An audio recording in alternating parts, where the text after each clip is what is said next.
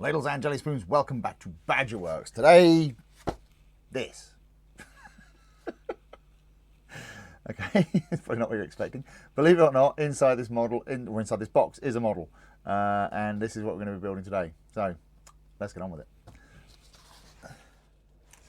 So yes, in here is yet another T34. This is one I bought. I bought two of them ages and ages ago because they were really cheap. And so now they're going to come into use. So let's have a look and see what we have. Oh, okay, that's novel. So as it says here, this is an Armourfast T34 76 in 1/72 scale. And you see it says 2 times, so you get 2 of them in a box. So yeah, the other one's in another bag.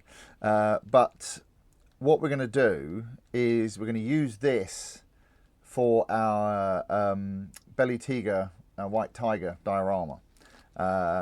So just to set the scene a little bit, literally set the scene. The protagonist, the tankist, has his up-armoured T34 85, which we built in the previous video, and he lays an ambush for the White Tiger. And no spoilers, but it goes not to plan. And he's using another T34 as bait. Now, in the film, the bait tank, if you like, is another T34 85. I don't have another T34 85, so I'm going to use this instead. And I'll put a picture up. This is the reference that we're going to use, because basically where this scene takes place is on an old battlefield from, I think they said it's 1941, and so there's a whole bunch of busted up 76s laying around. So we're going to use one of those as a reference.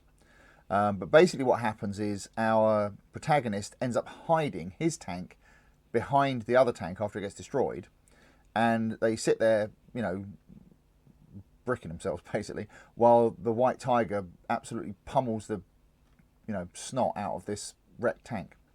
So this is what we're going to use. Now, like I say, this is a fairly novel way of delivering this, but never mind. Let's have a look at this and see what it is. It's actually a Ziploc bag, so for once, I don't mind the plastic bag because I can reuse this. So, yeah. Oh,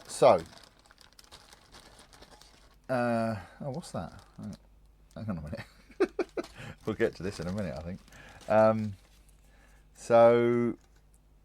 Yes, we have part of the box, which is fine because I don't really want the box anyway. But here it is.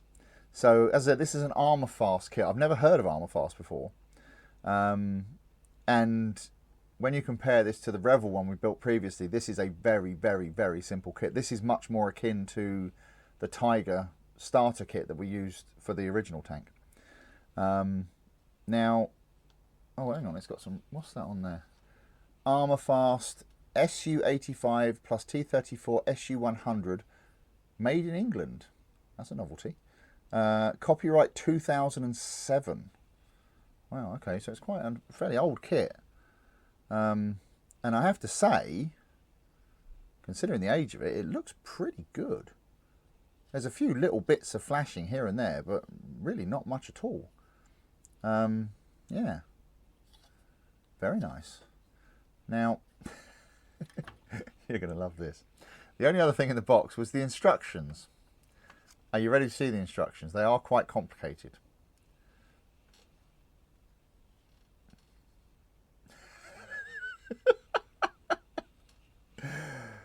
Oh dear.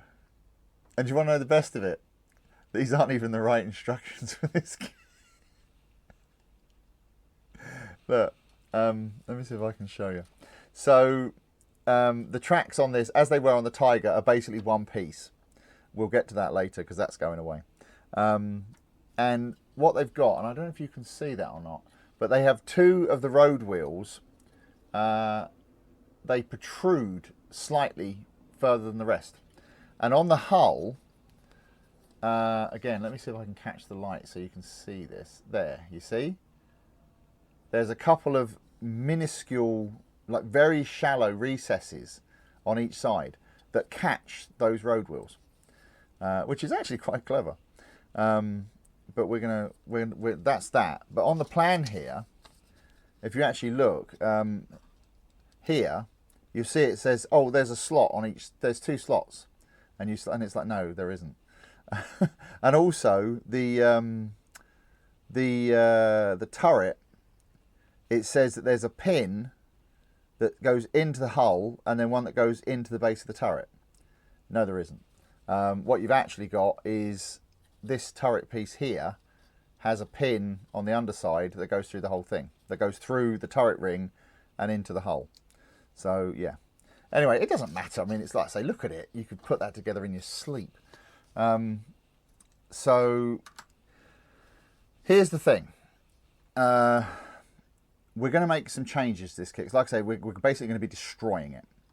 And the reference that I'm using is one of the wrecked 76s from the film. So not necessarily the actual one. You know, we're taking a bit of artistic license here.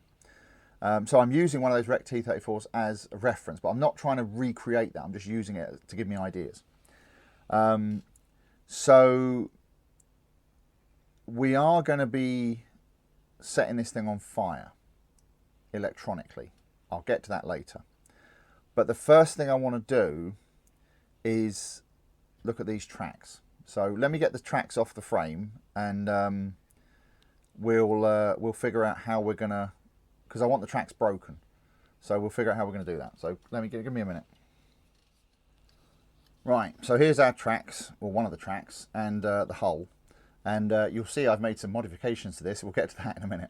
But just to reiterate, the way this goes on, it basically just like hooks onto the side, like that, which it's fine. Like I say, it's not brilliant, but here's the thing. Because of that, my original idea was to do what I've done here, which was to cut the top of the track off and leave the rest of it to kind of hold the wheels together. And then I was going to make the broken track out of 3D printed sections, track sections. The problem is, if you look at this, they're not proper road wheels. It's only got like the outside road wheel, so it's just to give it like the illusion of a road of double road wheels, and that's not really any good. The other thing I wanted to do as well is have one of the tracks broken and like laying flat in front of the track, and that means that this idler pulley really isn't going to work. So, you know what they say? There's an old phrase that some of you may be familiar with. It's called putting lipstick on a pig. And it refers to spending a lot of time and effort trying to pretty something up that really isn't worth it. Well, this is that pig. Now let me show you the lipstick. Hang on a minute. So, first of all, we have track sections, lots of them. 2 complete. Now I think there's 70 something links in each track. So each of these printouts has 96. So I've got more than enough. Which is fine because sometimes they don't come out very well, or you get gaps in them and stuff like that. That's just 3D printing for you, especially these ones. Now these actually came from the same guy. I say guy, it might be a woman, I don't know. They're on Colts 3D. They go by the name of Faustus.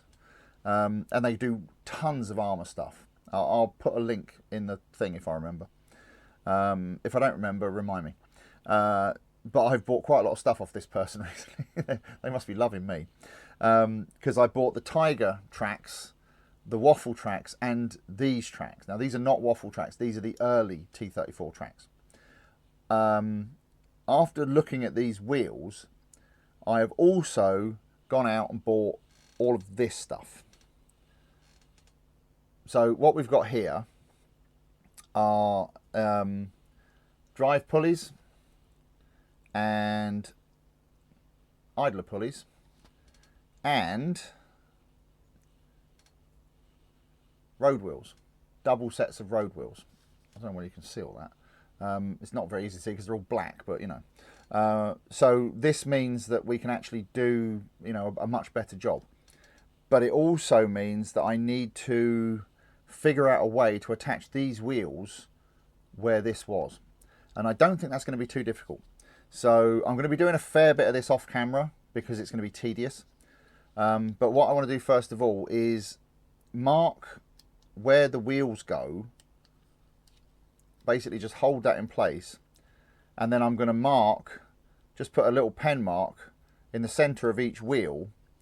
And then drill a hole through the side of the hull. And these wheels obviously have, you know, holes on the back. And I'll just make a little axle out of some evergreen, you know, the plastic extrusion stuff they sell. And I'll put the wheels on that way. But the first thing I'm going to do, because we're going to be putting electronics in this as well, and I'm kind of bouncing around ideas here, but so I want to get the lower half of the hull done separately to the top half of the hull, because that's going to need to have other stuff done to it, and we need to put the electronics, the lights, inside this. So I can't put the hull together and then paint it, because I need to get all the electronics inside it. So we are going to be painting this in two halves, which means it makes sense to get the wheels on here, then put the tracks on, and then put the hull together. So kind of what we were supposed to do, if you like, with the Revel kit, we're actually going to do that here, but for a different reason.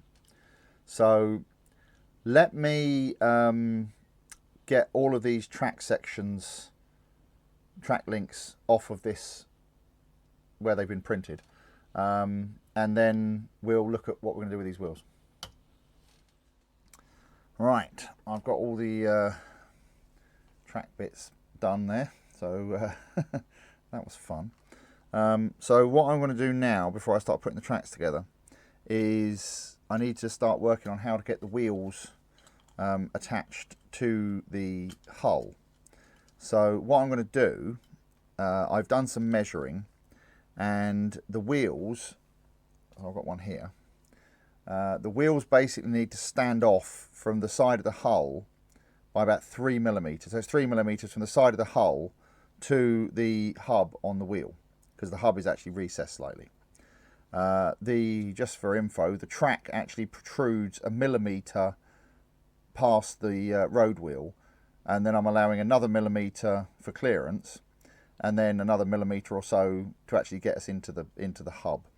So what I'm going to do, let's just pop this back in the pot before I lose it. I've got some evergreen here. This is 1 millimeter rod, and I've drilled some 1 millimeter holes in all of the wheels. So that will pop in there like that. So I'm going to super glue that in there, and I'll cut that down a little bit. And then I've also got here, again from evergreen, this is a bit of tube, and the rod fits quite nicely in that tube.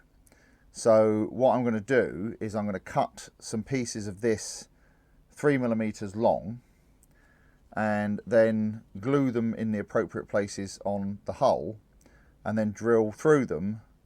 Then so this will get glued into the wheel, this will get glued to the hull, and then I can put that in and glue the wheel to the hull.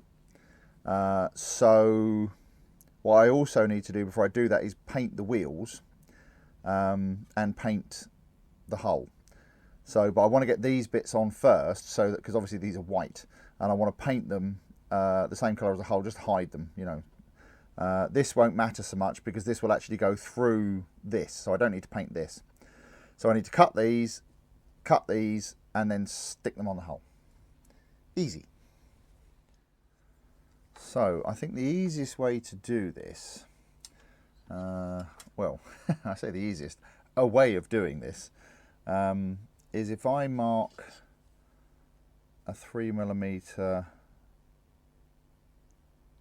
1, 2, 3, like that, and then what I'll do is I will try and clamp something onto that mark, so that I can push this up to it and then cut it.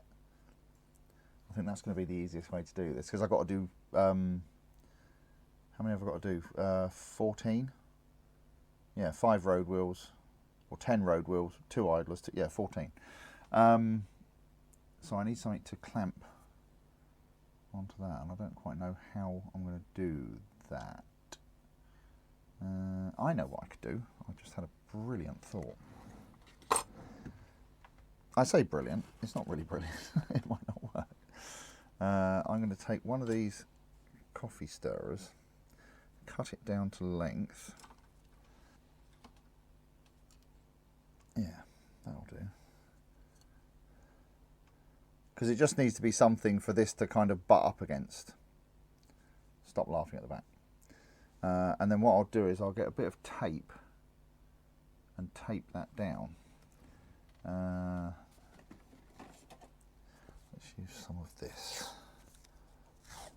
I could use double-sided tape, but frankly I can't be bothered to go and get it out of the other drawer. So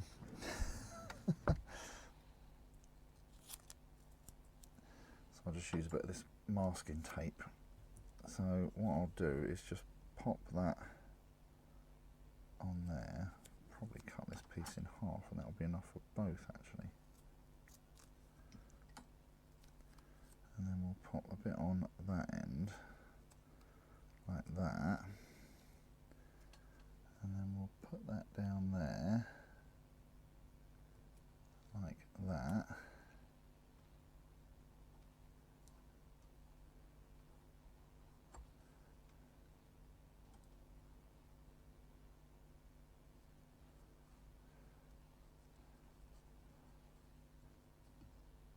There we go. Perfect. Right, so if I now put that on there like that, let's do a test. Put that there, take the old razor saw, and this is going to be the fun bit, it's going to be holding it.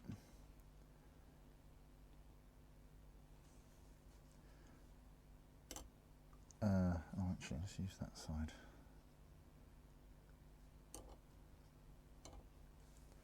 See, once I've got it,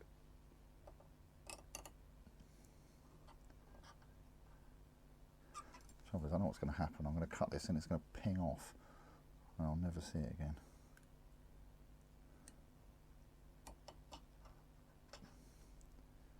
There we go.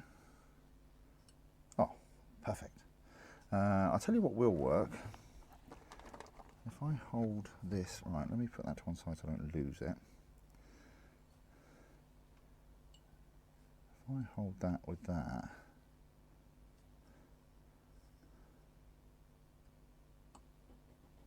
oh, that's better. Oh,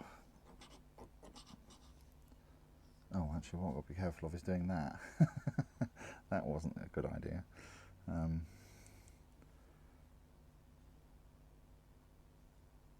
But you get the idea anyway. I'll cut the rest of these, and then we'll figure out the measuring on the hull. Right, so I've cut all the little axle bits as well. So I'm going to stick those in the wheels first to get that out of the way, and then they can be drying while we're doing the rest of it.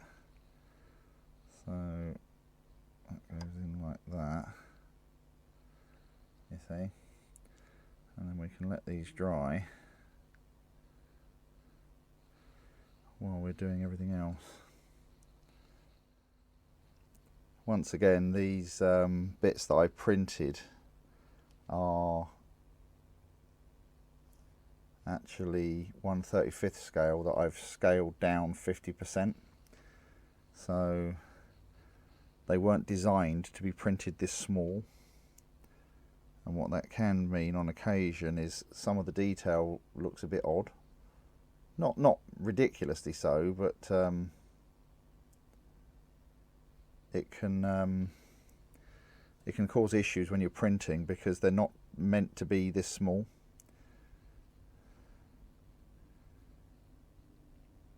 But they've actually come out really well, all things considered. And I think they're going to be just fine for what we're doing. And it's also the fact that, like I said, the tank's destroyed, so it doesn't really matter all that much. It's like if some of these wheels aren't, it's like that, you see, the axle's not exactly straight. I've drilled the hole a bit skew width, but it doesn't matter. I mean, if I was doing it, you know, properly, then I would, you know, once that's dried, I would warm it up and bend it straight. But in this case, I don't need to, because if the road wheels are a bit crooked, it's like, well, the thing's been hit repeatedly by 88mm gunfire, so it's not really surprising if everything's a bit skew width. So, which for our American viewers is basically the English version of cattywampus, which was a phrase I used the other week and everybody found highly amusing. But I have spent a lot of time in America over the years, and I have many American friends. So there we go. That'll do. So we will let those set up. While they're setting up, we shall turn our attention to yon hull. So, right, let me get all these tidied up and then we'll start on the hull. Right, now, let's see if we can figure this out. So, that's the front. Yeah. Because I want to make sure I get the tracks on the right way round, because obviously we have a front and a back on this thing.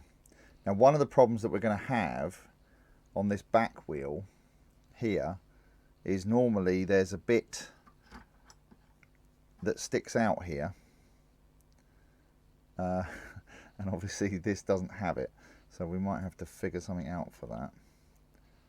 And like I say, I'm not 100%, I'm not really worried if the wheels end up in slightly the wrong place, because like I say, this is going to be wrecked anyway. But what I'm going to do is I'm just going to put a mark like roughly in the middle of each wheel. One there for that one, and then this one basically goes right in the corner here, so that's okay. This is a Luma colour pen, so it's water soluble, so it'll just wipe off, which also means you've got to be a little bit careful, because obviously you don't want it to wipe off while you're doing it, because otherwise it's a bit pointless putting all the marks on.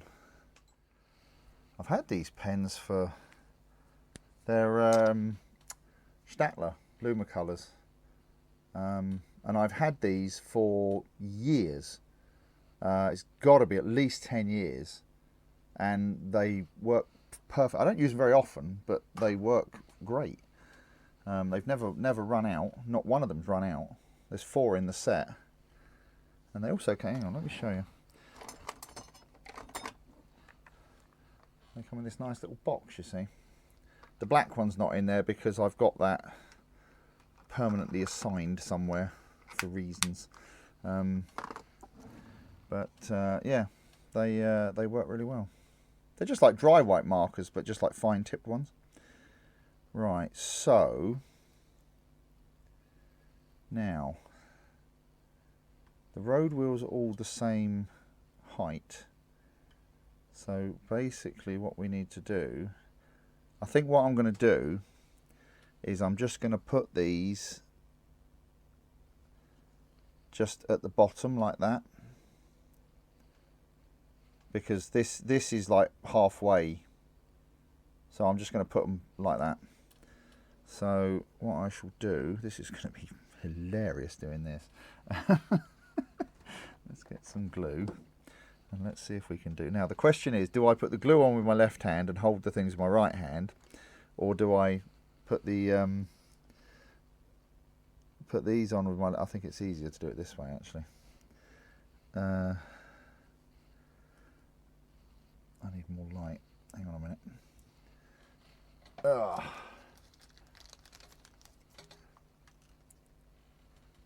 Time for some backup.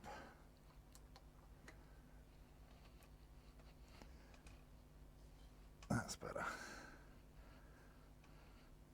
I've got you can't see it because it's behind the camera, but I have a ring light, like one of those flexible ring lights, and I can, when I'm doing stuff like this, I can bring it in and put it where I need it, sort of thing.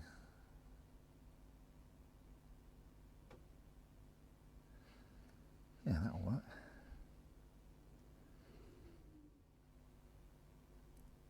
Right, well I think you get the idea anyway. I'll put the rest of these on, and then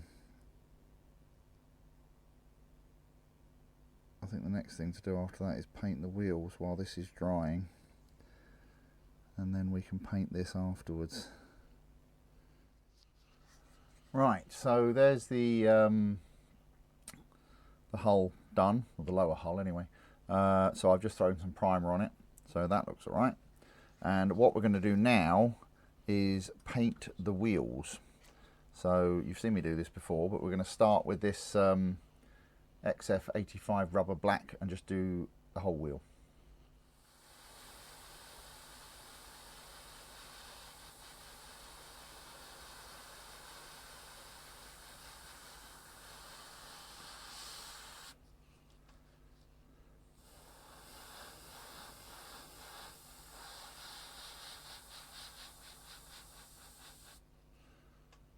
Like that. So we'll do all the wheels with the black, and then we'll come back and put a colour coat on them. Right, now we're going to do the wheels on the bottom of the hull with this XF81 dark green 2. Right, so as we saw in the previous video, you basically take your wheel and your circle template, find the appropriately sized hole, which is actually the same size as on the other one, unsurprisingly. Or is it that one? Nope, 9.5mm. Hold that there like that.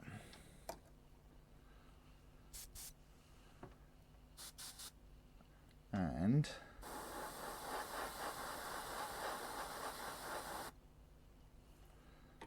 give it a little spritz. And there we have a perfectly painted wheel in seconds. So I will do the rest of these and the hull, and then we'll go on from there. Right, so the wheels are all done. Now we can stick them onto the hull.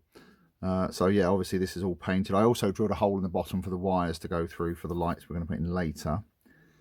So what we need to do now is glue these wheels on. Now, I might need to cut these down a little bit to actually fit in there properly. I think we'll be all right. Right, so I'm going to use this Revel contactor for this, and we'll just put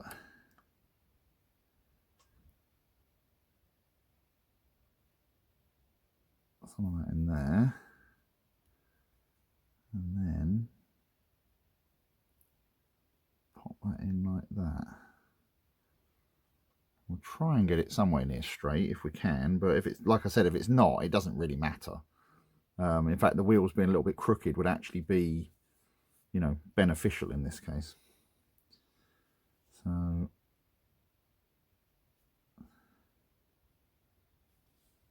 that might need to, oh no, that's all right.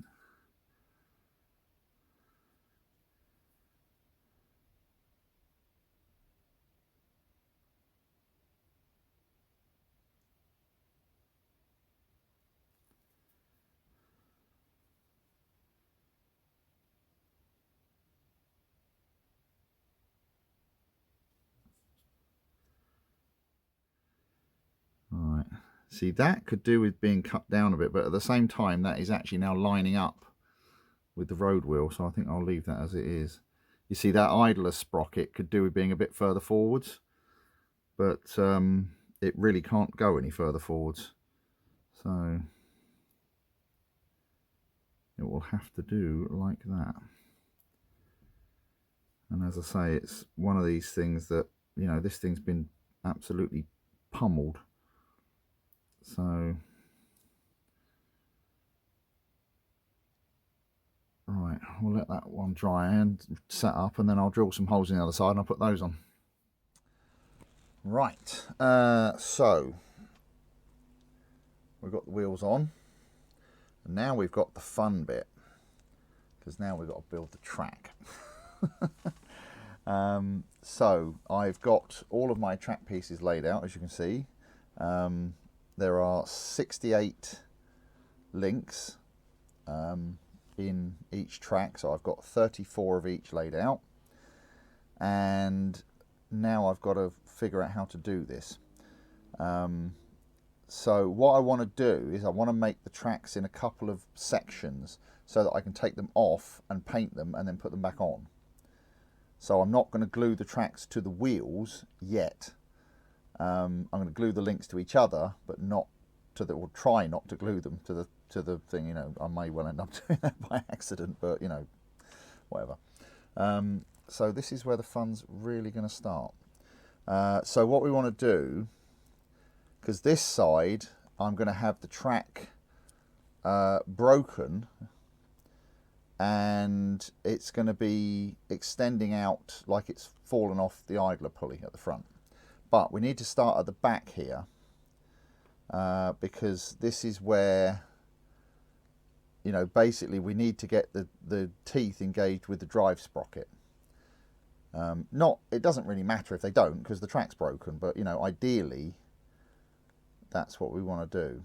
So let's get one of these, and that's why I've got this tile here. See, so I've got a nice flat surface to work on. Now, firstly, can I do this? And secondly, can I do this without my glasses on? I suspect possibly not. So we can pop that. We might actually have to file these a little bit to fit into the idler sprocket properly. Where are my glasses? I can't do it without my glasses on, it's no good.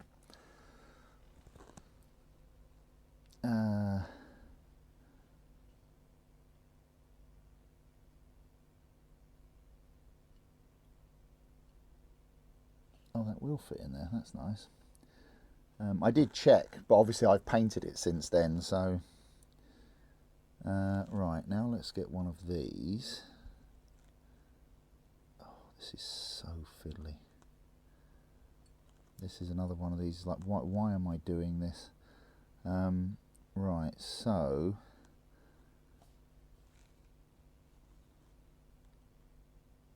that needs to go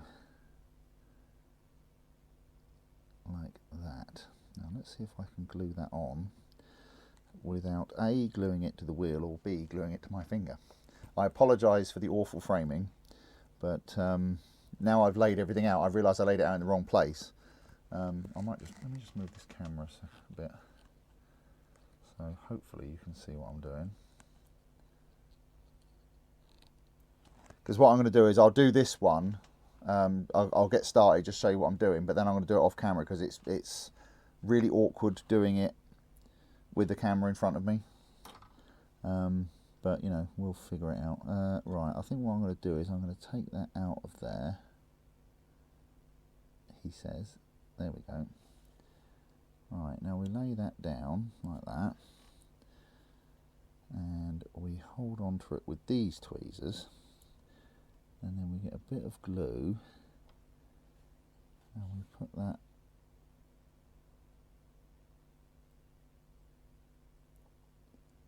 like that, and then this now needs to go up the other way. Oh, these things just stick to the tweezers like nobody's business, and it's just, you can't even move them. Right, that was the right way out to start with. Right, you get in. Oh, get in there. Okay, now we want a bit of an angle on that, which we've got. So now the question is, can I pop that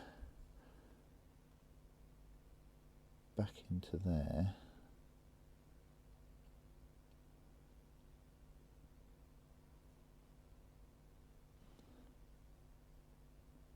Right, I think that's okay. Right, now we want to try and get that down a bit, and it'll probably just fall straight off. Oh.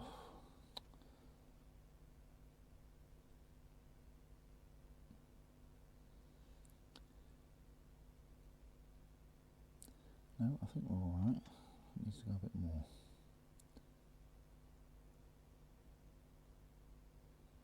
Like that.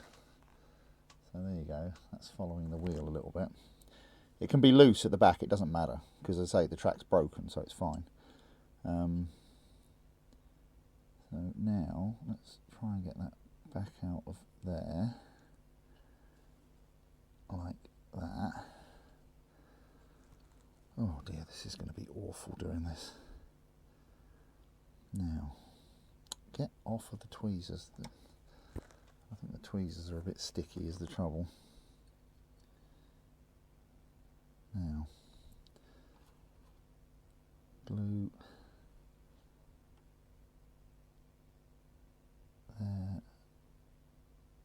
and there. Now, let's swap these over, because what we want to do is hold that and pop that like that. As you can see, this is so much fun. And now, because the other thing we don't want it to do is stick to the tile, but the tile is smooth, so if it does stick, I can just scrape it off with a razor blade or something. Right, now we pop that back in there. I say this is the awkward bit. First of all, is just getting the curve around the wheel. Oh.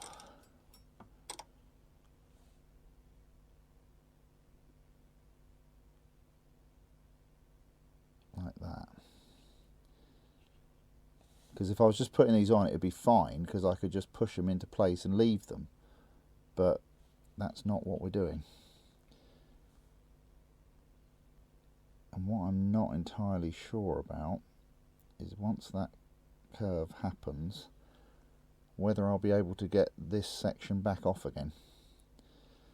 I think I'm going to leave that to set up for a minute. And then carry on around here. So I will get on and do this, and I will update you periodically, because there's going to be a lot of swearing, just so you know.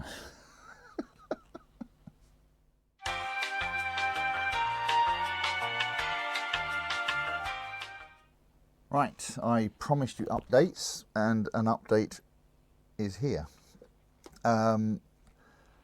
This is taking forever. It really is. I have been at this now for about 3 hours, and this is as far as I've got. I'm halfway through the first track. And it's just not fun. It's this is definitely like, why am I doing this? It's going together and it looks great. The track's actually in 3 sections at the moment to make it easier to remove. So there's this section here, 3 links here, then I think there's 4 links there, and then this bit underneath. But the problem that I'm having, and it's in no way the fault of the person who made these files, the track links don't fit together very well. And it's basically because they were never designed to be this small. And I mean, I say they don't fit together very well. They do with a tiny bit of sanding. So, but the trouble is, it means every single link has to be sanded to fit the one next to it.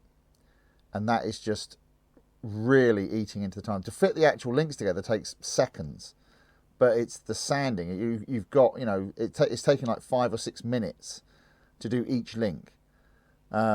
So yeah, it's taken me like 3 hours to get to this point. I'm halfway through the first track.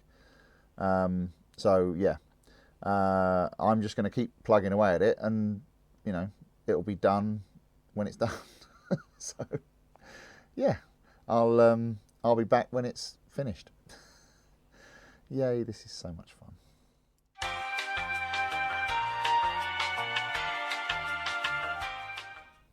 Right, after much wailing and gnashing of teeth, the tracks are complete. So these are all the different sections. So what I'm going to do now is paint them, and I'm going to paint all of them with this XF84 dark iron.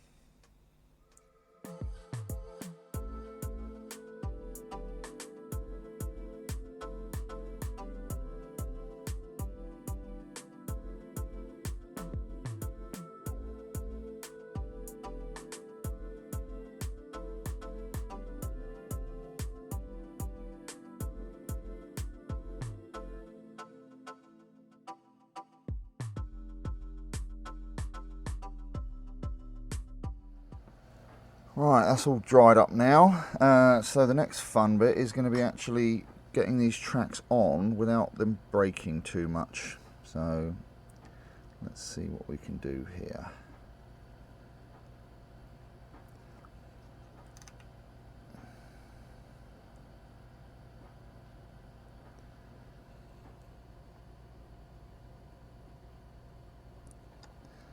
Super glue on the wheel. Oh.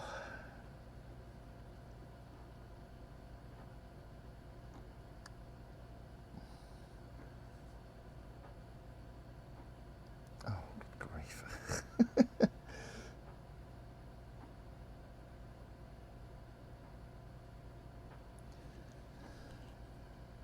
Right, that's that bit.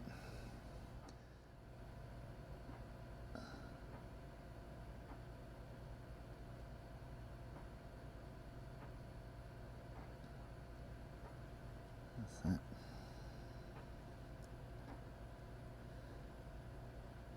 Okay, now we want this bit.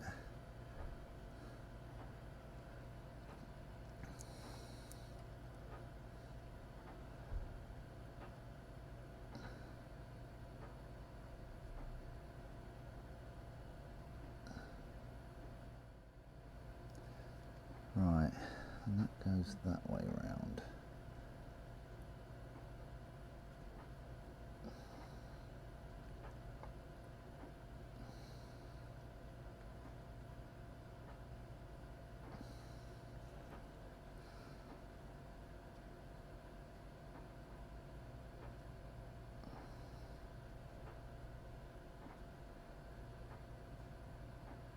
Like that.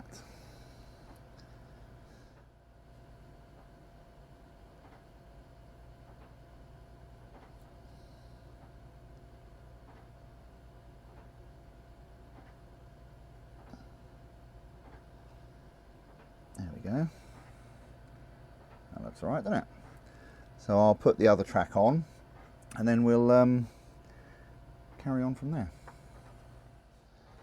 Right, there we are. That's the tracks on, and I think they look pretty good actually. Quite pleased with how they've came out with the amount of work it took. Yeah. Anyway, so that's done. So we can put this to one side now and start working on the top of the hull and the turret. And I think we'll do the turret next. Right, so here's our turret. It's in 3 pieces. So what we've got is the turret ring, the base of the turret, and the top of the turret. Now, what I want to do is basically put some lights in this. And the lights I'm going to use are these ones. So yeah, I think you've seen me use these before. These are from Bright Components. They're not a sponsor. I just bought these from eBay because I buy a lot of stuff from these guys because they always ship stuff really fast and they're quite reasonably priced. But these are flickering LEDs. And what we want are these orange ones. So what I'm going to do is find orange 5mm, and just to show you, there's a battery, how these work. As you can see, they flicker. So what I'm going to do is put, kind of hoping to put 2 of these in the turret, but I might only be able to fit 1. Because what I want to do is I want to have the turret look like it's on fire. I could probably do it, get away with it if I put them right on the edge. So, oh god. So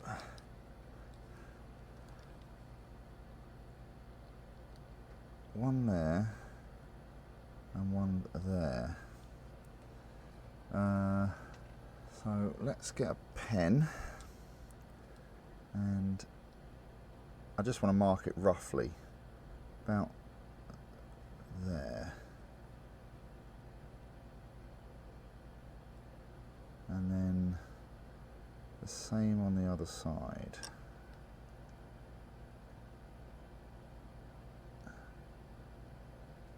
Okay, about there. So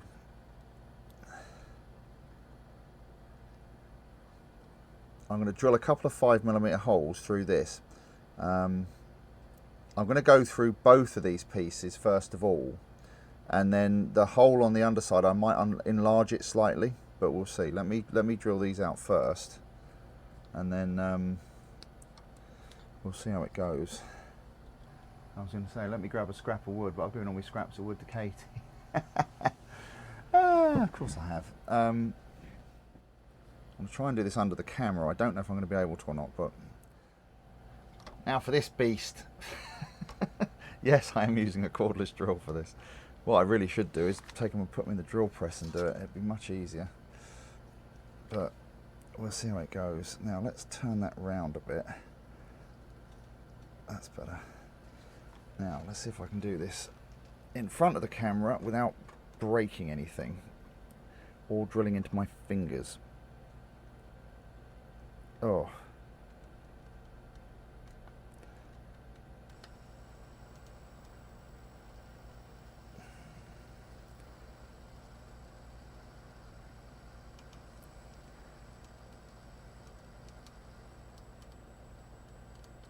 Oh.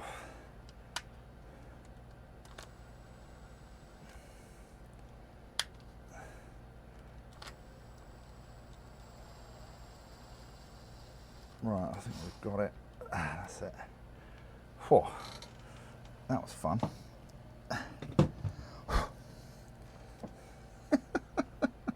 Now, hopefully, where did I put that LED? There it is.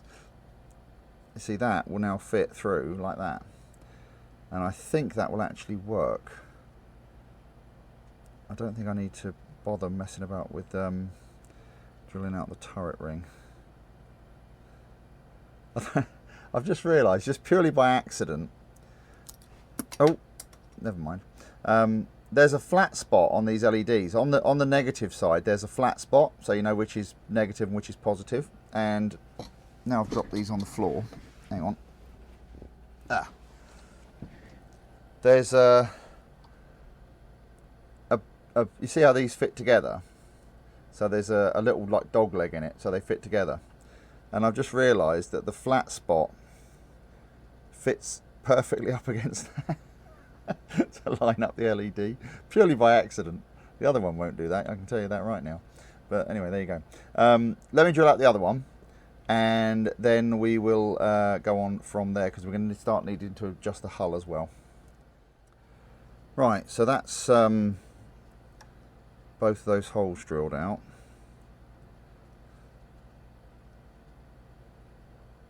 And now we can basically take our two LEDs and pop them in like that.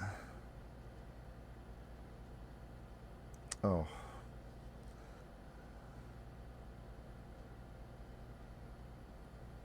And then when they light up, they will basically illuminate, oh hang on, illuminate out through the hatch. That's the plan. So that's that. Now what I'm going to do as well, now we need to turn our attention to the top of the hull, which I have here, because what we need to do as well, because obviously we need to get the wires out through here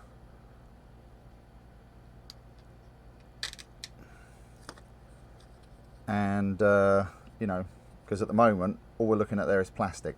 Now I could just drill the holes through, but I don't want to do that. What I'm going to do instead is get my pen again, mark the outside of where the turret ring goes. I just realised, you look at that. That turret is not sitting central on the turret ring. Good grief. Oh well, never mind. Never mind. It's fine. Everything's fine. Now, what I'm going to do is I'm going to extend that line across there. Like this. And I'm going to cut this out. I'm not going to cut it yet because I'm going to cut some other bits as well. So what I also want to do is I want to have the driver's hatch open, which nicely you can do with this one. The Revel one, it was moulded as part of the hull, if you remember, which made it slightly useless. And I want the engine deck as well.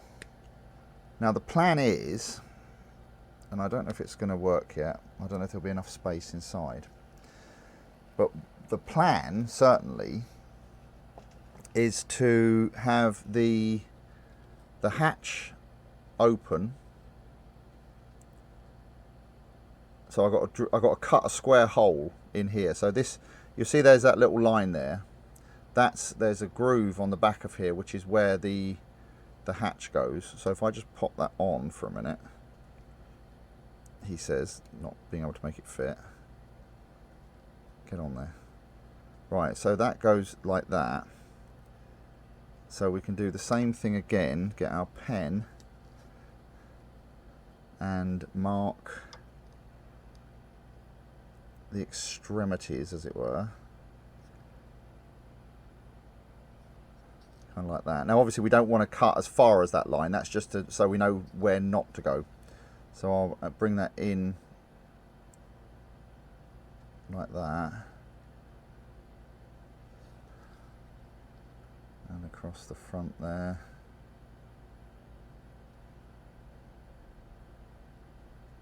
So I'll cut a hole out there. And also on the back here, where this engine deck goes, I would like to have that, because again, if you remember the reference picture, that rear deck is actually open. I suspect what happened in the film, they just towed a wrecked T34 into place and then just threw a load of scrap metal on the back of it. Now, I believe that these are the hinges for it. It actually opens this way. So what I want to do is have it kind of just cracked open like that. And then have more light and smoke coming out of there. So we need to get rid of this as well. So we'll go across here. And see, I don't actually know what goes on under there, but as I say, in this case it won't really matter, because what we want to do is just give the illusion. So I'll just cut a piece out like that, because I say this is only going to be open a bit. It's not going to be like wide open, it's just going to be open a couple of millimeters. Right, I think that will do us. So let me cut these out and we will go on from there. So the simplest way to cut these, I'm going to do it off camera because I need to get right in and do it, but like for this one, I'll just drill a hole and then use a square file to square it up. And then these ones, I'll drill a couple of small holes at strategic points, and then cut them out with a razor saw. Right, so I've got all the various holes cut in this upper hull now, and what I'm going to do now is basically fit all the LEDs together. So what I want to do is bend these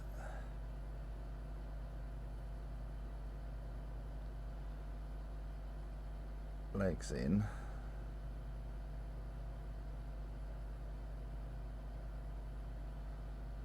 like that, And then let's get that a bit more.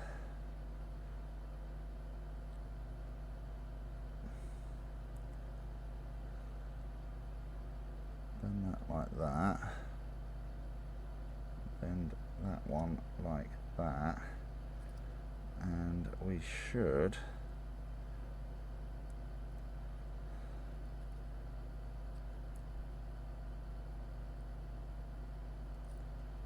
be able to get them together like that, you see. Now we'll cut these off. Side cutters. Oh, stay in there, you.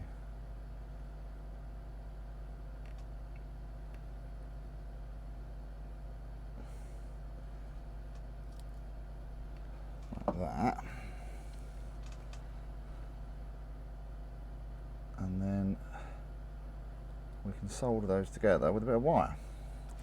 And for the wire, I'm going to use this. This is a circuit board wire, but it's a single core, which means that when you bend it, it basically stays where you bend it. And there's a reason I'm going to use that, which I will get to in a moment. But first, we will solder this. Solder and paste.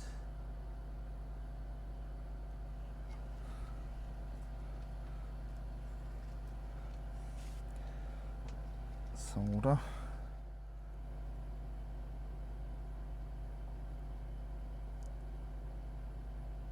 Right, there we go.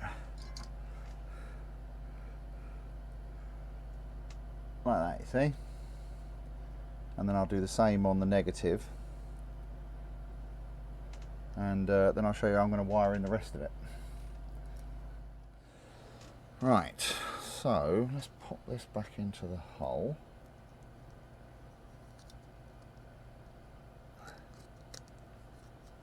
Oh, somewhere near straight would be nice. Okay, so now we can pop those in there like that. And what I'm going to do, I changed my mind a little bit about the back here. I've actually just drilled a couple of 3mm holes, and I'm going to put these 3mm LEDs in instead, like that, you see. That one's the wrong way around. And what we'll do is we'll do the same thing. Going to bend those over, solder them together, and then solder them to these wires. So I'll run these wires over to the back. But what I'm also going to do, and this is why I'm using this wire, I've got another LED here, and I'm going to have that aimed at the front, like that. And so that will also be soldered to these wires, and those wires will actually hold this LED in place, because obviously there's nowhere, I don't want to put it through the hole because it will stick out too far. So I'm going to put it just behind the hole and use the wires to hold it in place. So let me get all this soldered up, and then we'll give it a try and see if it all works, because I'm sure it will, it'll be fine.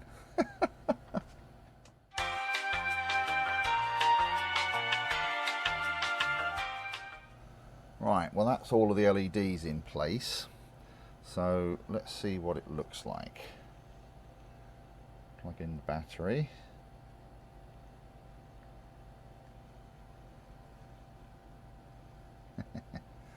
Well, that looks pretty cool, doesn't it?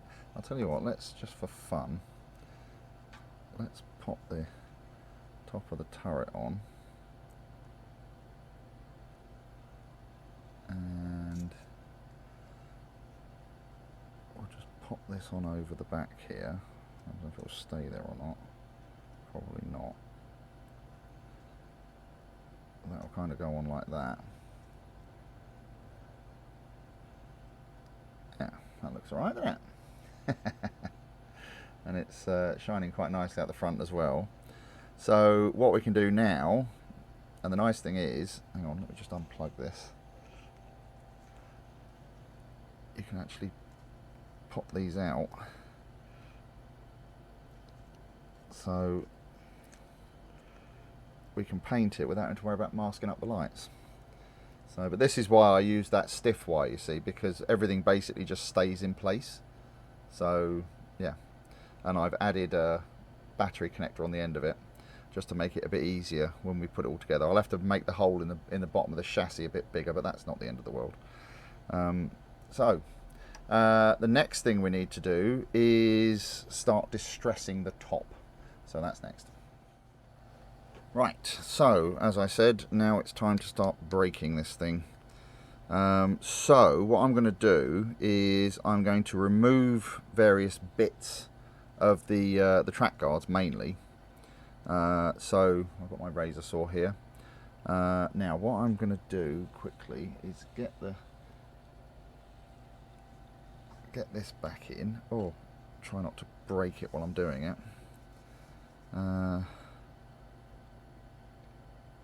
Now, see, this will actually fit on and cover up the tracks and everything. Let's try and get that somewhere near right. I think I'm gonna, because the one in the picture has both of the front track guards removed, and I think what I'm going to do is I'm going to take one off completely, and then the other one I'm going to kind of fold it up a bit, or try to anyway, and do the same with the back track guards, and then the sides I'll just basically, you know, cut it and break it and bend it and, you know, do stuff with it. I'll use a combination of the razor saw, clippers, and probably some hot air as well to try and sort of heat things up and bend them around a bit. So yes, let's do that. So let's move this out of the way because I really don't want to break that, he says, smacking it into the light and nearly breaking it. So we'll start by cutting this off.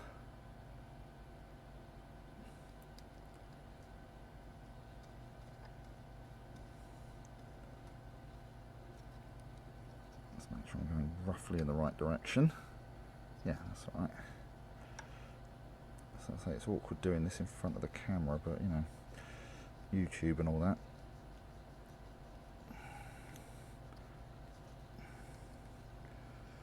And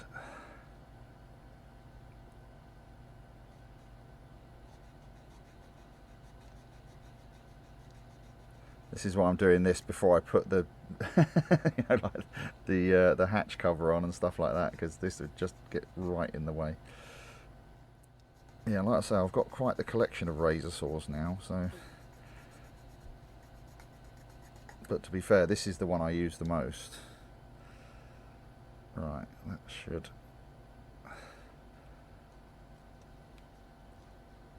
we're nearly there.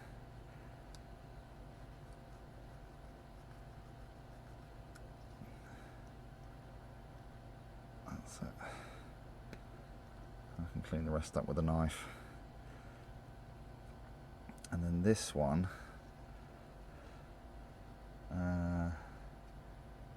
across there.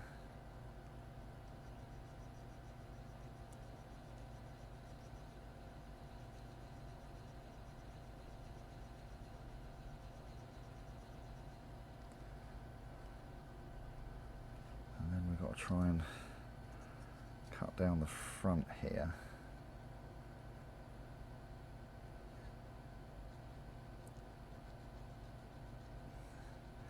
So I'll use the inside of the hull as a guide.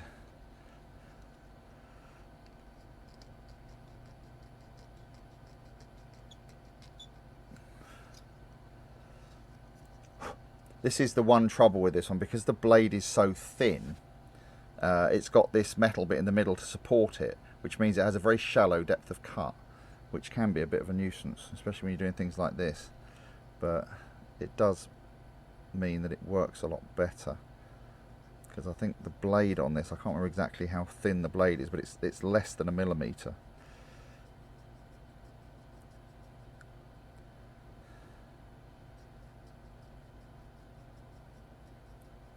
Oh, I'm not cutting my finger, you watch.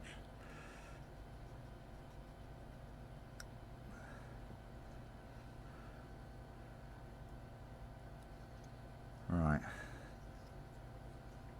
And I'll bend that up out the way, hopefully without breaking it. bit more.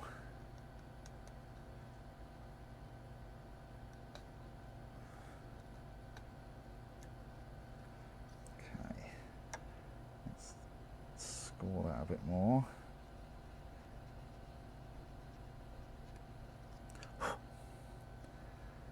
I mean, if it does break off, it's not the end of the world, because I can glue it back on. Right, I think I'll get some heat on that, because my soldering station has a hot air gun, so I can use that to put some like point heat on it and warm it up. So I'll basically go around this and kind of cut bits up and you know, move things around and whatnot, and then we'll come back and see what it looks like. But that's giving you an idea anyway. Right, so there we go, a bit of heating and a bit of tweaking and just a bit of brute force and ignorance, really. And I think that looks not too bad. Now, what I want to do as well is put some holes in it, because this thing is supposed to have been absolutely peppered with 88mm gunfire. Now, 88mm divided by 72, to give us 1/72 scale, is 1.2mm. Now, I have a sneaking suspicion that I might not like these being at 1.2mm, but I'm going to give it a go. So let me get a drill. Right, so this one should be, hang on, just trying to get this in front of the camera. So there you go, that's one, well, just slightly over 1.2. It's 1.21mm, but that's close enough, as they say. So what I'm going to do is I'm going to poke a hole in the side of it. And we'll try and do it straight if I can, or straight-ish. About there, I think. Oh.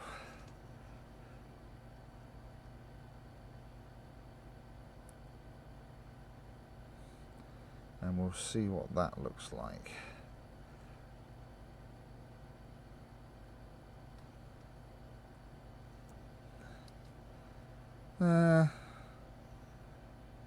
I'll tell you what, hang on, I've got an idea. Let me try something. Right, I've got a little pointed burr here. I'm going to try something. I don't know if this is going to work or not, but we'll see.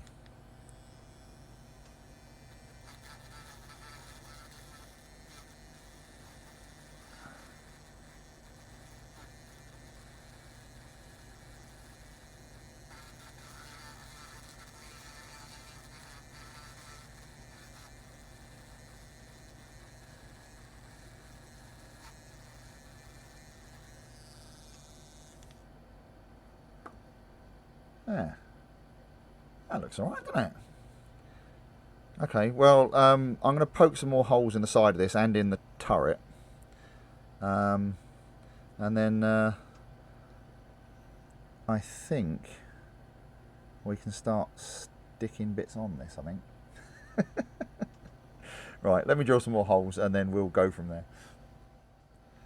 Right, well, I think that looks pretty good. So I've done the hull as well, just added a few more holes. And what I'm going to do now is I'm going to put a few bits together, just to get us sort of moving along. I'm not going to completely assemble it just yet, because there's still, I think there's going to be a fair amount of cleaning involved. So what I'm going to do is do things like put the turret together, or at least put the top half of the turret on. And then I'll get that cleaned up, and then I'll put the gun and everything on, but I can assemble the gun at least. So that's basically the next thing, is just sort of starting to get this thing into some sort of order.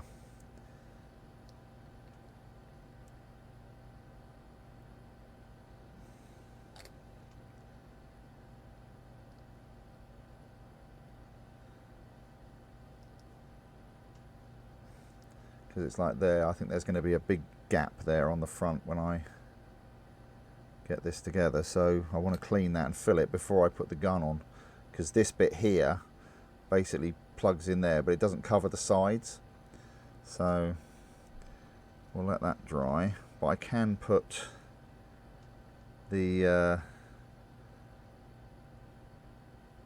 gun on. Which way around does that go? Like that. That looks about right.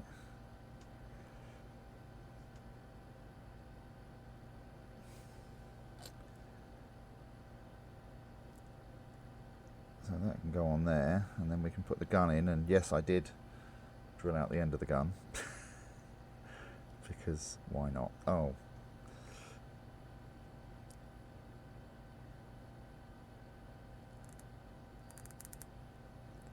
right, let's try and get that somewhere near straight. I think does that look straight to you? Yeah.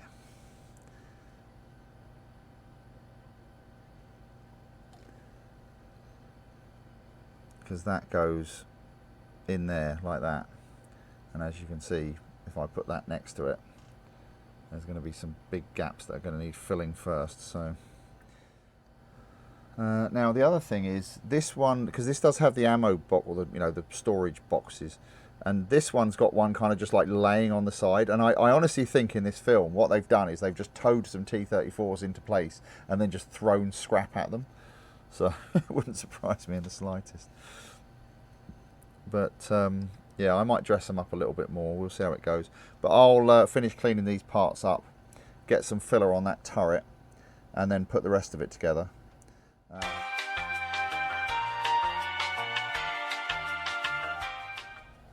Right, time has passed. A few days actually I've been at work, so I actually can't remember what point I was at when I stopped. But I've done a few bits off camera, as you can see. So let me just talk you through what I've done, and then we'll go on from there. I've distressed the hull, as you've seen. So I've basically cut a few bits off, bent a few bits, heated them, and so on and so forth. I've put a number of shell holes in the side, and I have then assembled the upper hull. So the front hatch is open. Actually, let me get a pointy thing, that'll do. The front hatch is open there. I've added some track sections to the front, basically because I've got loads of them. Ammo bin. I also added a few extra bits. So there are a couple of straps here for the stowage bin. I don't actually know where the other stowage bin went. I can't find it. I don't know what I've done with it. But I wasn't going to put it on anyway, so it doesn't matter. So these were actually made out of a piece of this.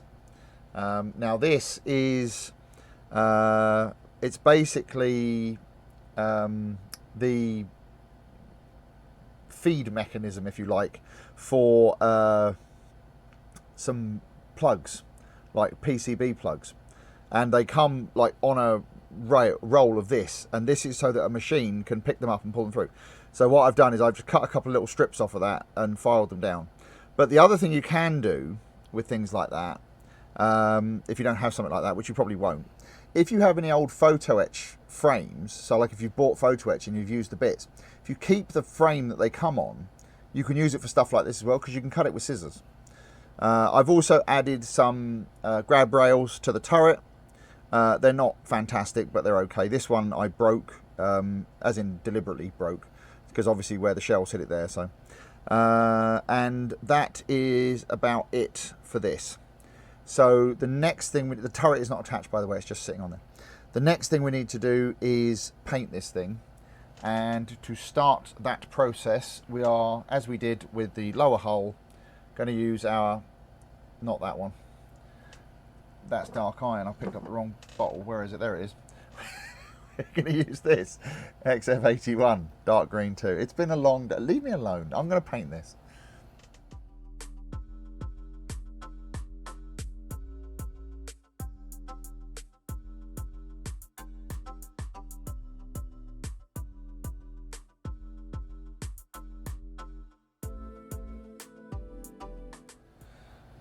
Right, so that's the turret and the hull and everything all done with the green. So what I'm going to do now is I'm going to give this a spritz of X22 clear, and then we'll put some decals on the turret.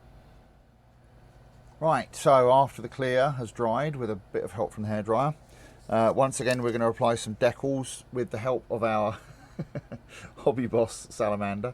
Now these stars are even bigger than the ones that we put on the other T72. These are quite monstrous, but you know what? It's fine, they'll do for what we're doing.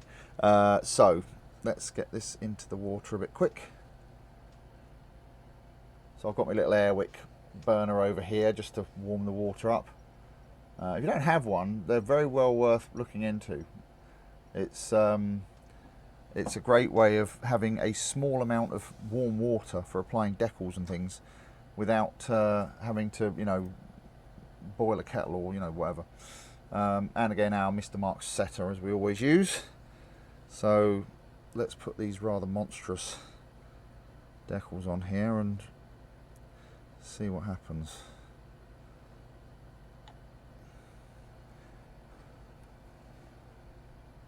Right.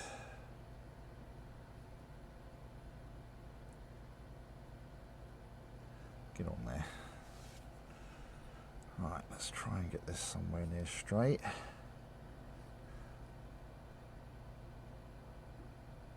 Trouble is, it wants to settle into the hole.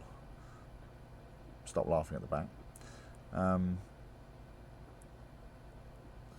Which we do want it to, but just not yet.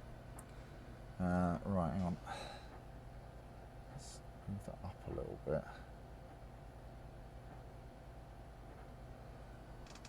About there, I think. Cotton bud.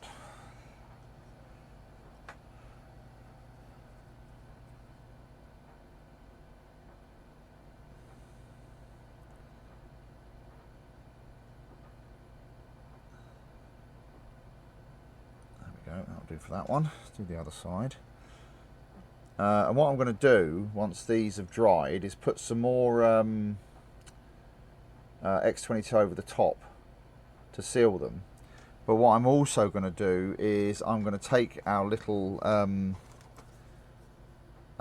pen multi-tool thing again, and I'm going to re-distress the holes, but we'll get to that in a minute.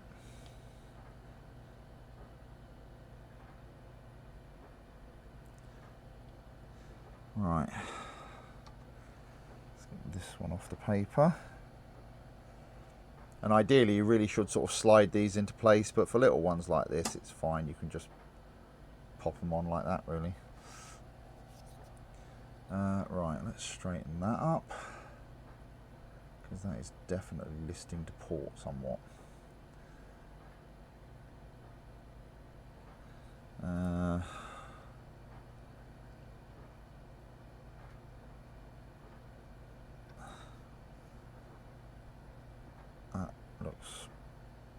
Look that straight to you?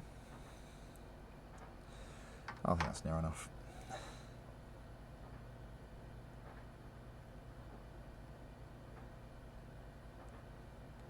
Right, I mean they are quite huge, but you know what, it's fine.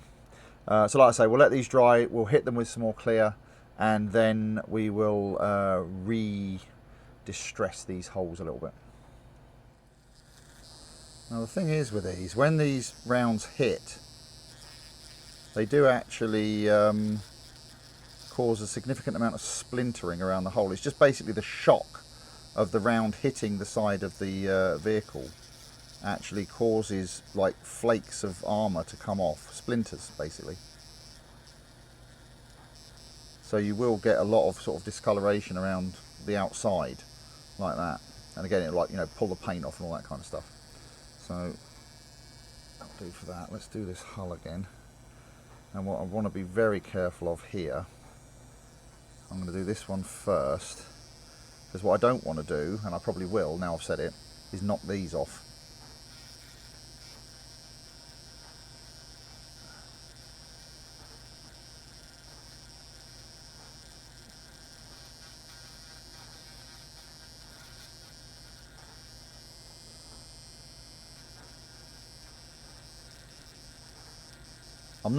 I'm not pressing hard with this. I'm literally just letting the tip of the burr touch the surface.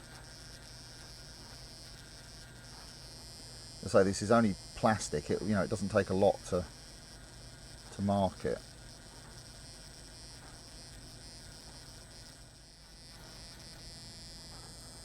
Right, I think that will do us. So we can now put this turret on. And then what we're going to do is give it a wash. But this first wash will be just some, where is it? We're going to use these panel line accent black and brown. So the black we'll use around the vents and things, and the brown we'll use everywhere else. So, oh, these are,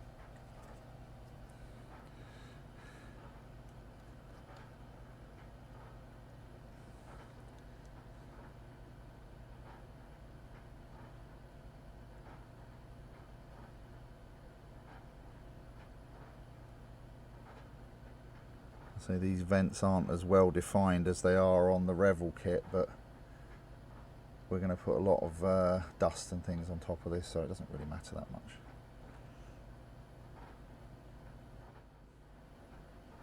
I did actually toy with the idea of cutting these vents out and putting a grill in them, but there's going to be smoke added to this, which we'll get to later. And I think the trouble is with that is, you know, you spend hours putting these vents on and then you wouldn't be able to see them afterwards. So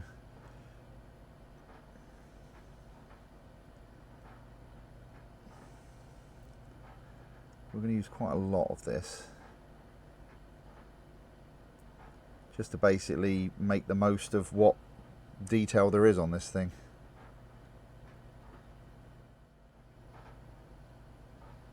There we go. Right, we'll let that set up for a bit and then we'll come and streak it. Right, so in this little pot I've got some just some cheap white spirit and a couple of brushes. And the trick when you're doing this, as I've mentioned before, is just you want the brush just damp, you don't want it dripping wet, and then just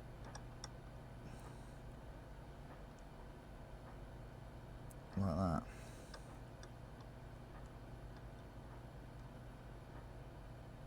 Just to get the process started.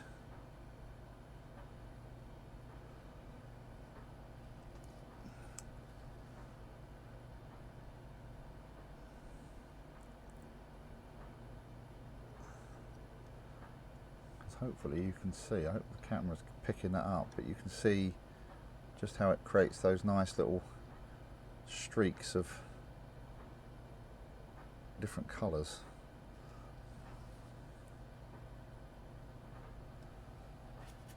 And so it really doesn't take a lot, it's just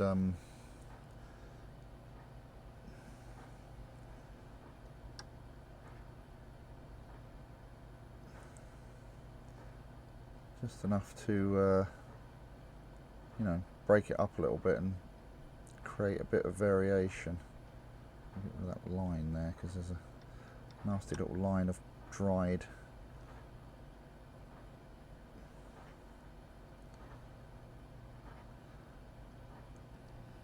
Alright, I want to do the back as well.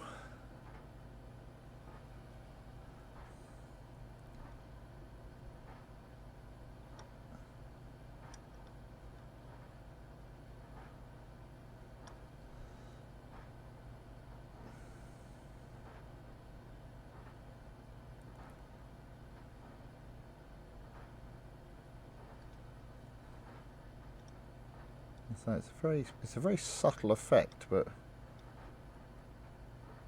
it does look the part. Alright. I think that will do actually. So we'll hit this with a hairdryer and dry it off. Then what we're going to do is spray it with this, oh, if I can get it under the camera. That's primer, that's not what I want. High coat matte lacquer. I picked up the wrong can again. I'm getting really good at this. I'm going to end up spraying this grey again, you watch, because I'm not paying attention. Lacquer, that's what we're putting on it, lacquer. As I say, it's been a long day. Anyway, yes, so we'll let this dry, then lacquer it. Right, while we're waiting for that top of the hull to dry, we're going to turn our attention back to the tracks. And this is going to be the fun bit, because I want to put an oil wash on them, but I also don't want to knock the tracks off, which is quite likely. So this is our Crawford and Black yellow ochre again. Actually, I might as well dump that in there and use that. And a brush would be nice. This brush. And again, it's one of these things like we had with the other tanks. We don't want them filthy, we just want them a bit dirty. So, but yeah, we've got to be a little bit careful with this one because we don't want to start knocking the tracks off if we can help it.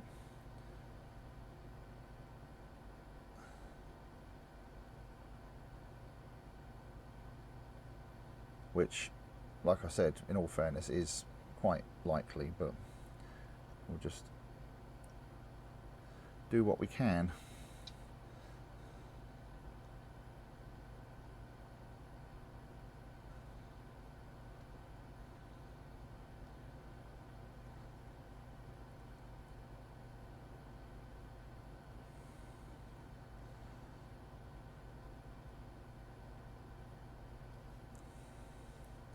This is one of the reasons I'm keeping this on this bit of tile, just to give the tracks some support, so they don't get too knocked about. It does mean this tile is going to get rather grotty, but we can always give it a wipe off afterwards, that'll be alright.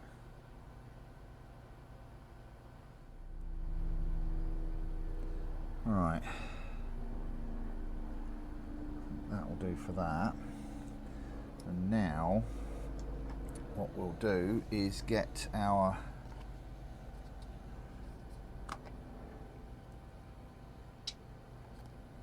powder, which, if you recall, is just an oil pastel, that's, or soft pastel rather, not oil pastel, that's been ground up. And we'll get our cheap little brush.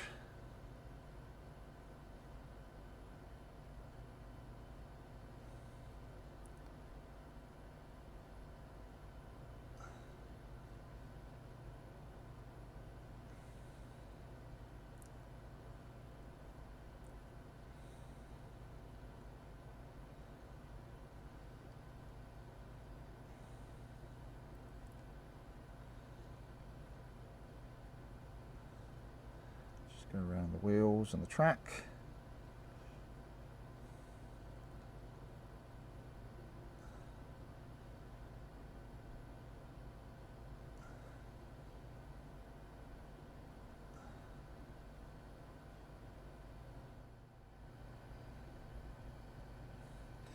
Like that, you see.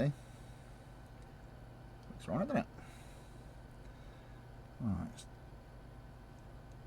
get a bit in there. Do the other side. As I say, we'll do a lot more weathering once it's on the diorama, so because we've got to obviously blend it with the ground. But this is just to start the process off, as it were. But the top, we're not going to bother with the oil wash. We're just going to use the powder.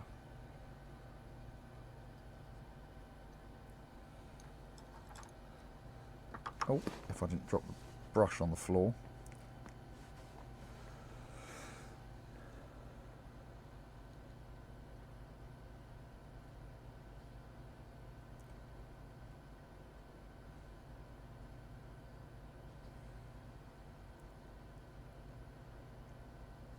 We'll put this on fairly hefty, and then we'll actually like knock most of this off. Because, as I say, we just want it to look more dusty than anything.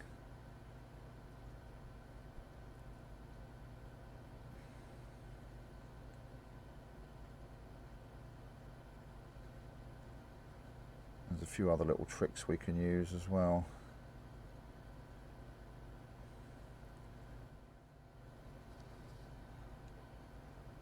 Right, now we just blow most of that off, you see.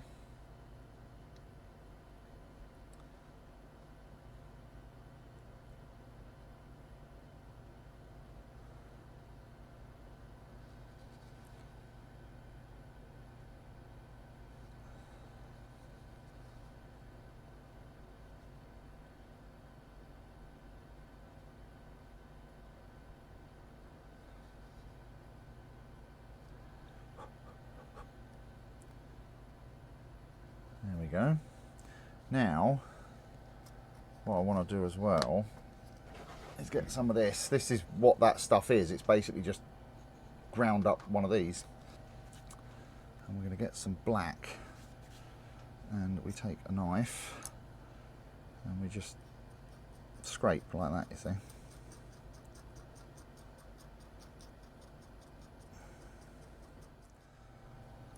And what we want to do is get some around the hatches.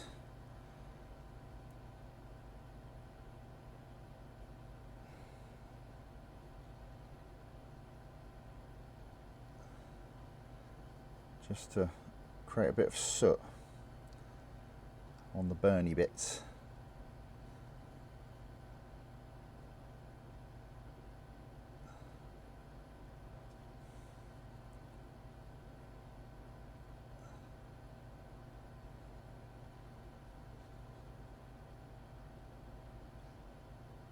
Not a lot, just enough to discolour it a bit. I'm also going to put some around the shell holes.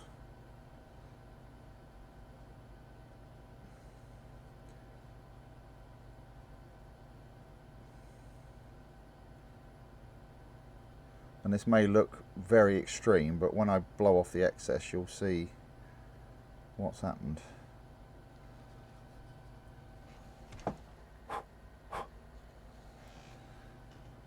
There you go, you see. Hopefully you can see that all right, but it just makes it look burnt. So what I'm going to do now is I'm just going to mist over this very lightly with the lacquer just to seal this, and then we'll actually do a few more effects on it as well. Right, now we're going to add some of the Crawford and black around those shell holes as well. We only need a little tiny bit, so we'll take it straight out the tube. And let's get a nasty little brush. One of these will do. Again, if anybody actually reads Chinese, what does that say? I don't know, I'm assuming it goes that way up or that way. Anyway, so what we're going to do is just get a little bit. It only needs a tiny little bit, and we're just going to dot it around the hole like that. Try and get it in there as well. So it only needs a little tiny bit, because you'll be amazed how far this actually goes. Like that. Then we take this brush, which is actually a makeup brush, and just kind of work it around a bit.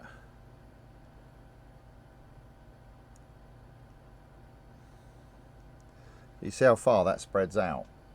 Just that tiny little bit of paint.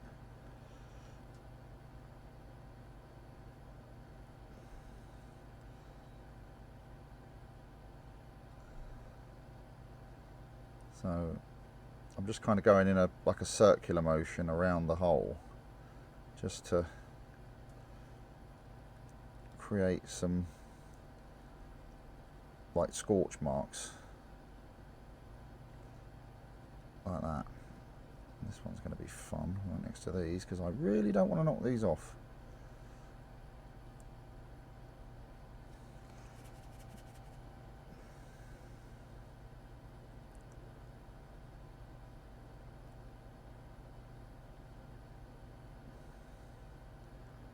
There you go, like that, you see. And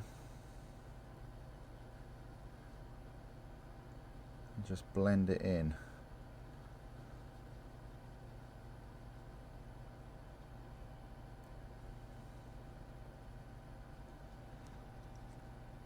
That one needs a bit. Well, this is another one that's tricky to do because it's right next to that handle.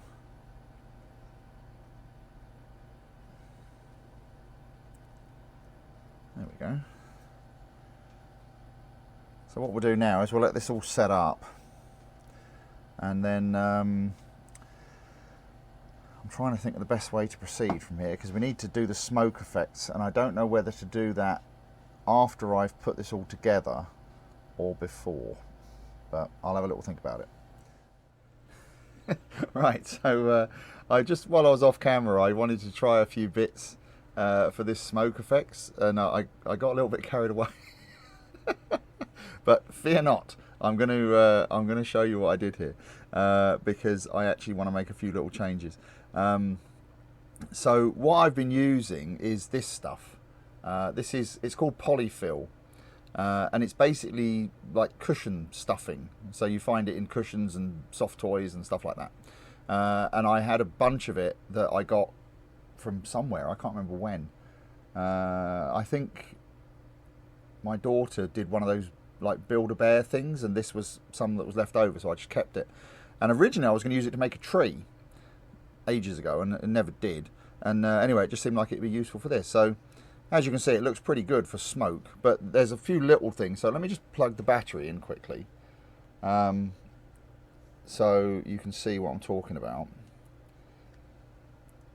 So you can see, like here, for example, at the front, this looks great. I'm very happy with this.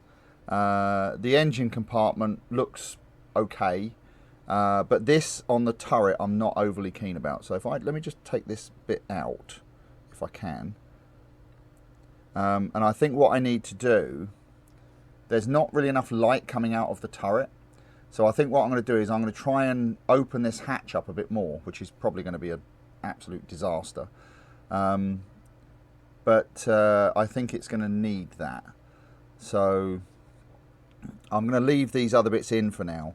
And I was right what I was thinking before about doing this before I put the top on, because what you can actually do is, not with all of it, but with some of it, you can actually like put it through the holes and then use the tweezers to pull it through, so that it goes inside a bit easier.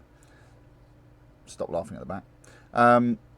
So yes, let's unplug that battery for a minute. I've got to figure out how I'm going to do this hatch without breaking it.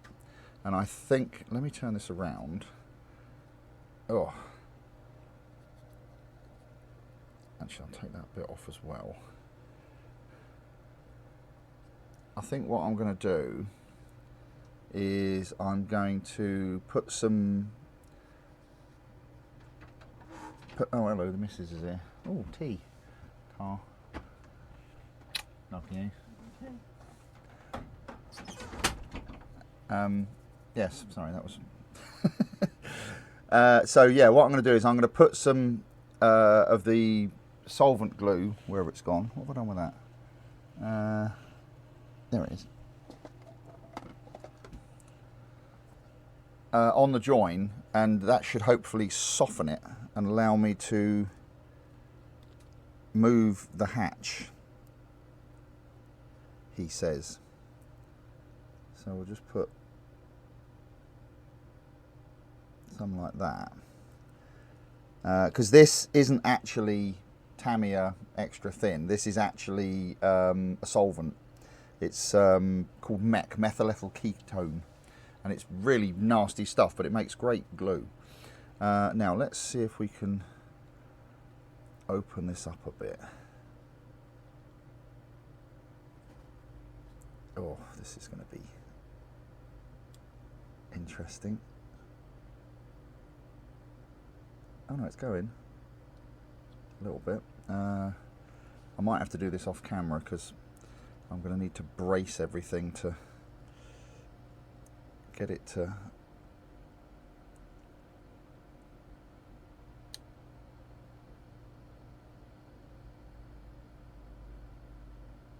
oh.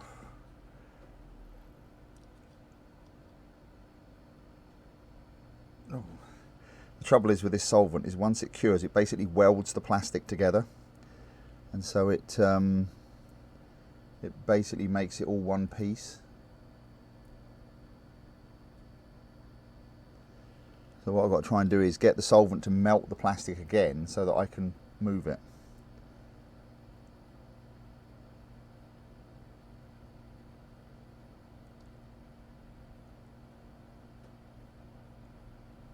Oh, it's going.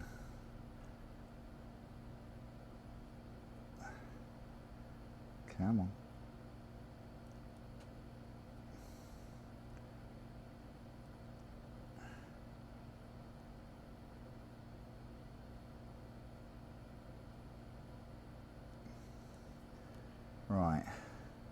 Something like that. We might need to touch the paint up a little bit, but that's not the end of the world. Now we'll let that solvent cure again, and hopefully, let's just plug that battery back in.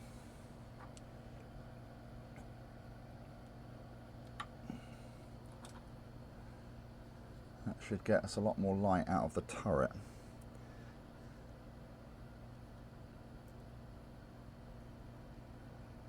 Yeah, that looks a lot better. That looks way better. Right, so let me make sure this hatch is still on properly, touch up the paint, and then we'll put all this stuff back on, and then we'll go on from there. Right, while that's just drying, let me show you how I'm putting this stuff in, because you only need a little bit. So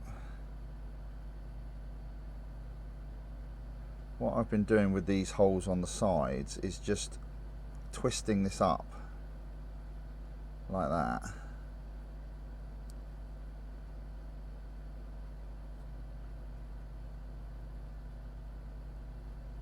And then just nip the end off to tidy it up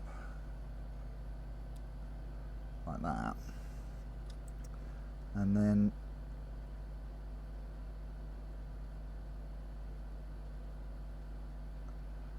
the trick is to use a cocktail stick, which I had, there it is, and just poke it into the hole, and I can hear you laughing at the back.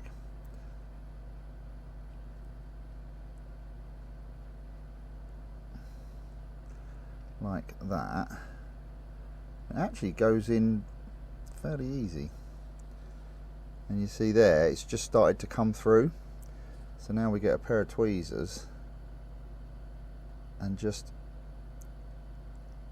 pull it through like that, you see.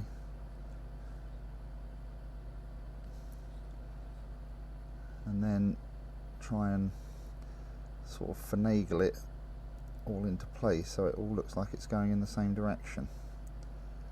Like that, you see. Now the tricky bit is this one here. So,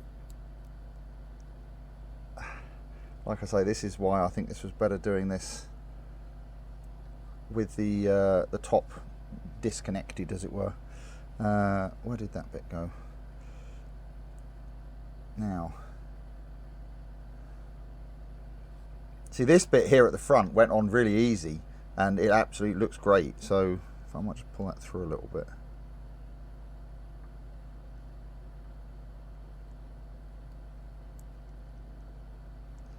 Like that.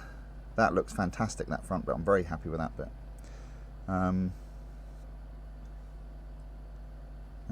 oh, plastic stuck in there. The trick here is to try and get this underneath, and you have to kind of sort of try and work it in. That might be a bit much, actually. I might just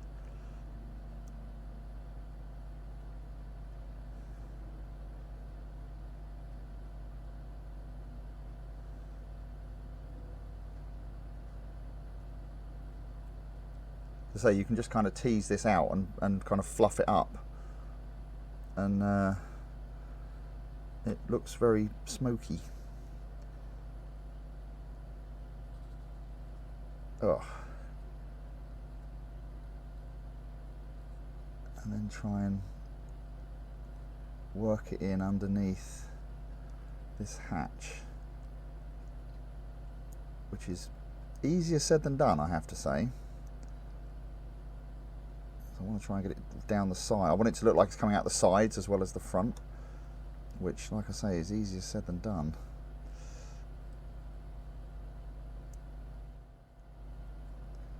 Right, that doesn't look too bad.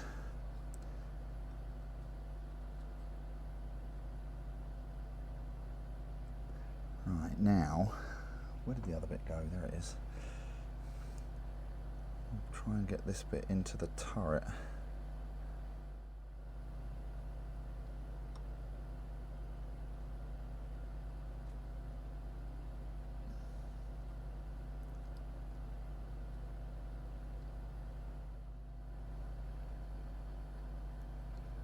Yeah, something like that. Let's try those lights and see what that looks like.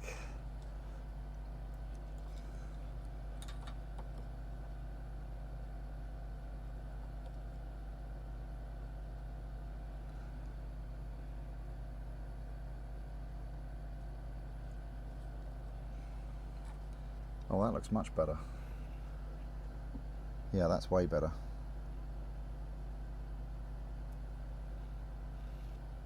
Oh, like that. Like that a lot.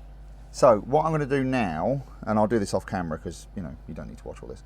I'm just going to take the scissors and I'm just going to give it like a little bit of a haircut. So like little stringy bits that are sticking out the sides, I'm just going to kind of snip those off. And just tidy it up a bit, and then we'll put a little bit of paint on it, I think, and see what that looks like. Maybe put a little bit of darker paint around the top to do that. Let's give that a try, but let me tidy this up first and then we'll go on from there. Right, let's give that a little bit of a tidy up, and now I'm going to hit it with a bit of this XF84 dark iron just to tint the smoke a little bit. Might put some black on as well, but we'll see how we go with this first. So let's see. So this is the trouble. I had a feeling it was going to do this. It's going to blow everywhere.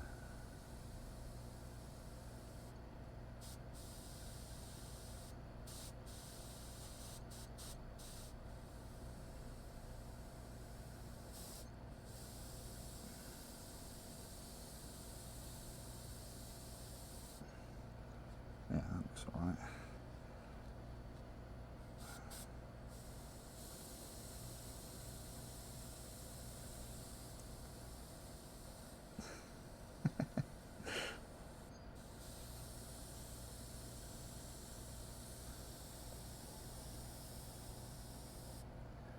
There we go, that looks alright, doesn't it?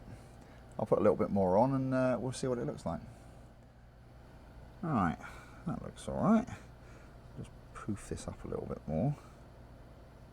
I don't think I'll worry about the black actually, I think it looks alright like that. Yeah. Quite like that. So, the last thing I need to do is put the two halves of the chassis together, and then I think we can wrap this up. Yeah. It's come out all right, hasn't it? And here is our finished article. I'm very pleased with how this has come out actually. It's not a bad way to make use of a very, very cheap kit. Add a few lights, knock a few bits off, add a few bits on here and there, and suddenly we have a nice burning T34. So yes, I'm very pleased with how this has come out, and of course you will be seeing this as we continue with our rather epic Belly Tiger diorama build. So in the next video we will be actually looking at the diorama itself, so that should be interesting. But in the meantime, I'd like to take a moment and thank my top tier patrons, Howard, Amy and the anonymous Tosh, for their continued support. And if you would like to join their esteemed ranks, you're more than welcome to come and join us on Patreon. And of course, you're all welcome to come and join us in the staff canteen on Facebook. But until then, hopefully you've all enjoyed this little foray, and we'll see you on the next video. Thanks very much for watching. Cheers. Bye.